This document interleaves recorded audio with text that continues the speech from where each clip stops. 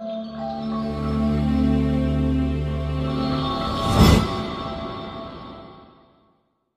আপনার দোকানের সামনে একটা অভিনব উদ্যোগে প্রচার দেখলাম তৃণমূলের, কি বলবেন? ভালো, সবাই মিলে প্রচার বাড়ি বাড়ি যাচ্ছে, প্রত্যেকের সঙ্গে সংযোগ করছেন, খুব ভালো উদ্যোগ।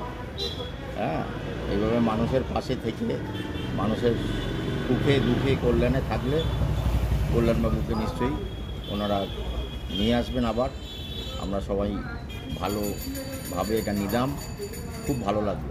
এবং এই ওয়ার্ডেরই পৌরপিতা তিনি বারংবার অনুরোধ করে গেলেন যে কল্যাণ বন্দ্যোপাধ্যায়কেই ভোটটা দিতে। হ্যাঁ, উনি এই কথাও স্বীকার করলেন, সব কাজ করতে পারি না, চেষ্টা করব বা করি, এই কথাও বললেন যে এই বছর নয়, প্রত্যেক বছর 1 বছর 1.5 বছর পর আবার আসবো।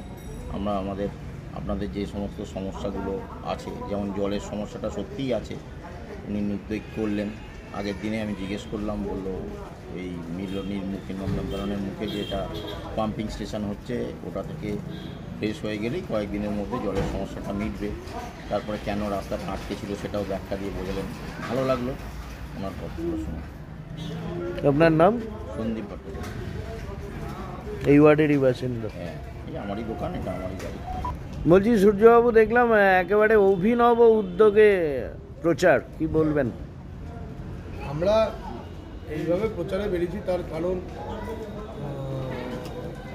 অপোনেন্টে তো বিজেপির মতো একটা দল আছে, তাদের কাজ হচ্ছে শুধু রিপোর্ট করা, মাইক বাজালে রিপোর্ট করা, মাইক ইউজ করলে রিপোর্ট করা। তো আমাদের তো প্রচারটা করতে হবে। আমরা তো বিজেপি সিপিএমের মতো নয় যে ভোটের 2 দিন আগে এসে বলবো ভোট দাও। তো সেইভাবেই প্রচারটা করছি। আর এটা করোনার সময়ও আপনারা দেখেছেন, আমার কাছে ছবি আছে, আমি এইভাবেই করোনার সময় কাঁধে মাইক নিয়ে প্রচার করেছি। জয়ন্তদা এদিকে আসুন, গতদা আসুন। তো প্রচার চলছে, আগামী দিনে চলবে। এবং আমি আবেদন করছি 18 নম্বর ওয়ার্ডের আমি সহ আমার সমস্ত যারা আছেন মানুষের কাছে আবেদন করছি যে আপনারা তৃণমূল কংগ্রেসকে নির্বাচিত করুন। আর কল্যাণ বন্দ্যোপাধ্যায়কে তো প্রয়োজন বাংলার মানুষের, এমনি ঠিক 18 নম্বর ওয়ার্ডের মানুষেরও প্রয়োজন, মানুষ এটা জানে না। আর আমার বিশ্বাস 18 নম্বর ওয়ার্ডের মানুষ কল্যাণ বন্দ্যোপাধ্যায়কে ব্যাপকভাবে নির্বাচিত করবে। Thank you.